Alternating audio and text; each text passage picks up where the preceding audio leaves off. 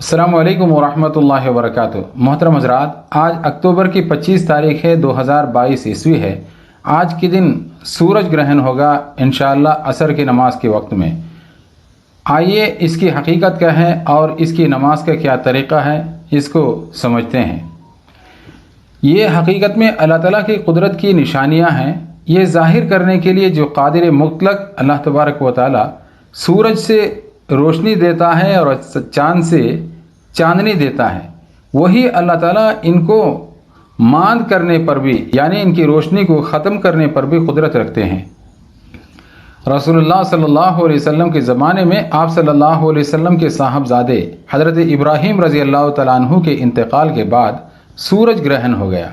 اس زمانے میں لوگوں کا خیال یہ تھا کہ سورج گرہن کسی بڑے آدمی کی وفات یا پیدائش کی وجہ سے ہوتا ہے، جیسا کہ ابھی آپ صلی اللہ علیہ وسلم کے بیٹے کی وفات پر ہوا تو آپ صلی اللہ علیہ وسلم نے اس عقیدے کی نفی فرما دی اور اس عقیدے کو بتایا کہ یہ سراسر غلط ہے۔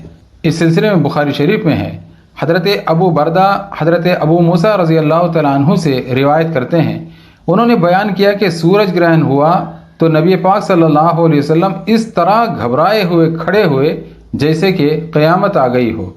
آپ صلی اللہ علیہ وسلم مسجد میں آئے اور طویل ترین قیام و رکوع اور سجود کے ساتھ نماز پڑھی، یعنی لمبی نماز آپ نے پڑھی کہ اس سے پہلے آپ صلی اللہ علیہ وسلم کو ایسا کرتے ہوئے نہیں دیکھا تھا۔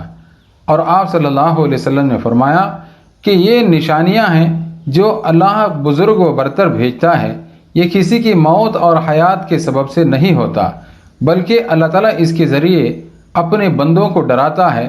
جب تم اس کو دیکھو تو ذکر الہی اور دعا اور استغفار کی طرف دوڑو۔ لہٰذا چاند گرہن اور سورج گرہن کے وقت ہمیں تعلیمات نبویہ صلی اللہ علیہ وسلم کے مطابق اللہ تعالیٰ کی طرف متوجہ ہو کر نماز، دعا اور استغفار میں مشغول ہونا چاہیے۔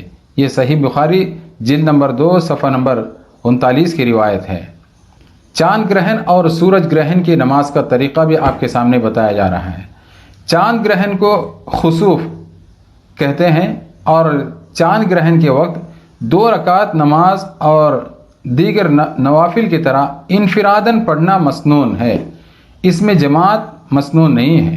اس کا طریقہ عام نوافل کی طرح ہے، کسی بھی اعتبار سے فرق نہیں، سوائے اس کے کہ نیت صلاۃ الخسوف کی ہوگی۔ اور سورج گرہن کو کسوف کہتے ہیں۔ سورج گرہن کے وقت بھی 2 رکعت نماز پڑھنا مسنون ہے۔ ہاں اگر تنہا پڑھ رہا ہو تو 2 سے زیادہ بھی 4، 6 جتنی چاہیں رکعتیں پڑھ سکتے ہیں۔ اس کی نماز کا بھی وہی طریقہ ہے جو عام نوافل کا ہے۔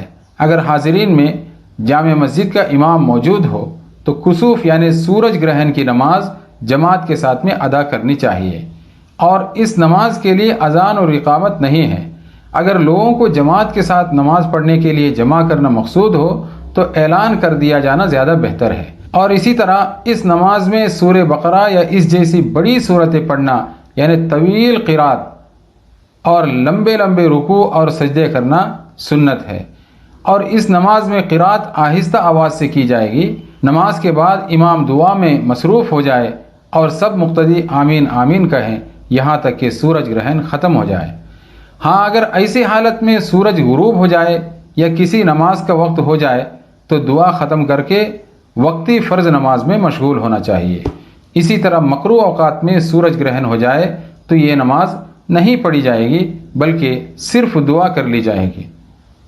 حضرات، یہ سورج گرہن اور چاند گرہن کے حقیقت کے متعلق کچھ ضروری باتیں آپ حضرات کے سامنے عرض کی گئی اور اس کی نماز کا طریقہ بھی بتایا گیا۔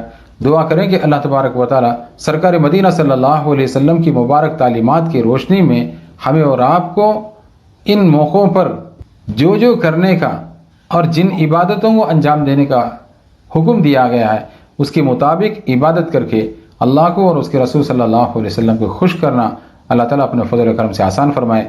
آمین یا رب العالمین۔ وآخر دعوانا ان الحمد للہ رب العالمین۔